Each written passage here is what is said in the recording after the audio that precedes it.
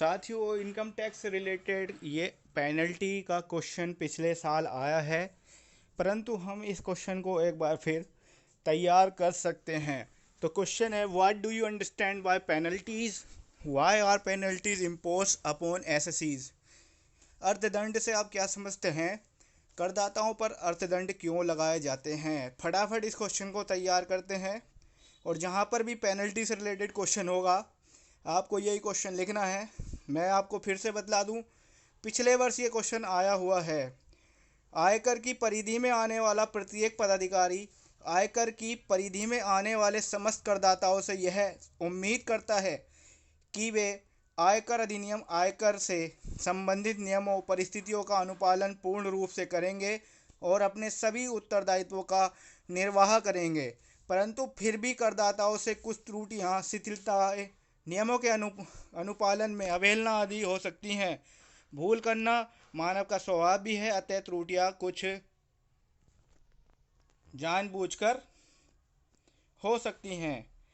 कुछ जानकारी के अभाव में, अज्ञानता के कारण इन्हीं भूलों व त्रुटियों की वजह से करदाता को अर्थदंड व सजाओं का भुगतान करना पड़ता है। सभी अधिनियमों की तरह आयकर अधिनियम को भी प्रभावी ढंग से चालू रखने के लिए यह आवश्यक है कि उसके उल्लंघन के परिणाम स्वरूप दंड की व्यवस्था की जाए, जिससे करदाता उसके भय से अधिनियम का उल्लंघन न करे। संक्षेप में, अर्थदंड एवं सजाओं की आवश्यकता को निम्नलिखित तर्कों द्वारा स्पष्ट किया जा सकता है। जैसे कर की चोरी रोकने हेतु आय की विवरणी सही समय पर दाखिल करने तथा उसमें सही आय दर्शाने हेतु, अग्रिम कर का सही समय पर भुगतान करने हेतु, आयकर विभाग द्वारा भेजे गए नोटिसों को पूर्ण रूपेण पालन करने हेतु, सभी खातों व पुस्तकों के उक्ति तरीके से रखने हेतु, खातों का सही समय पर अंकेक्षण कराने हेतु, आयकर प्राधिकारियों द्वारा करदाता से पूछे गए प्रश्नों का समुचित उत्तर देने हेतु, आय की विवरणी एवं अन्य प्रपत्रों में ठीक ठीक स्थायी खाता संख्या दर्शाने हेतु, खेत पर कर कटने एवं उसे सही समय पर सरकारी कोष में जमा करने हेतु, कंपनी के समापक द्वारा धारा 178(1)(3) के प्रावधानों की पूरी तरह अनुपालन करने हेतु। तो साथियों, आगे बात करेंगे अर्थदंड लगाने का विवेकीय अधिकार, यानी कि discretionary power to impose penalty.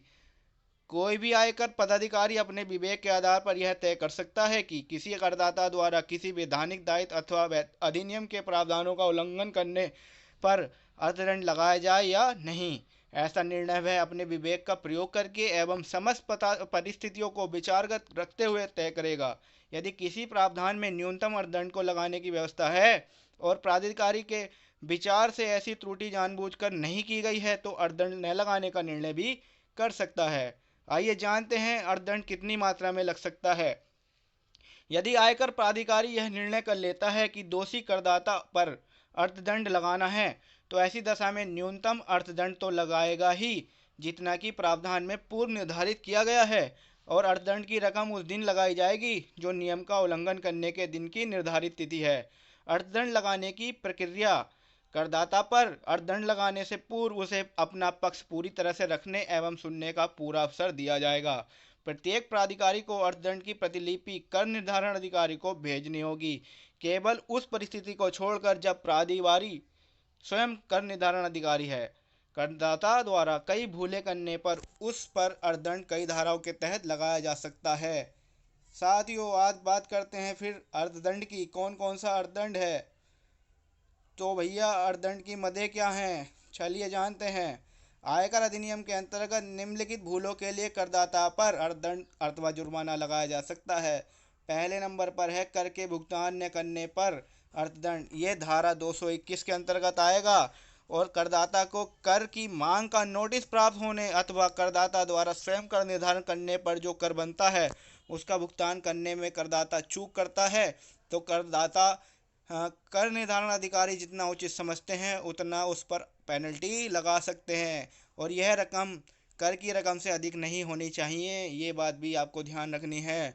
आय की अल्प रिपोर्टिंग एवं मिथ्या रिपोर्टिंग के लिए अर्थदंड, penalty for under reporting and miss reporting of income under section 270A।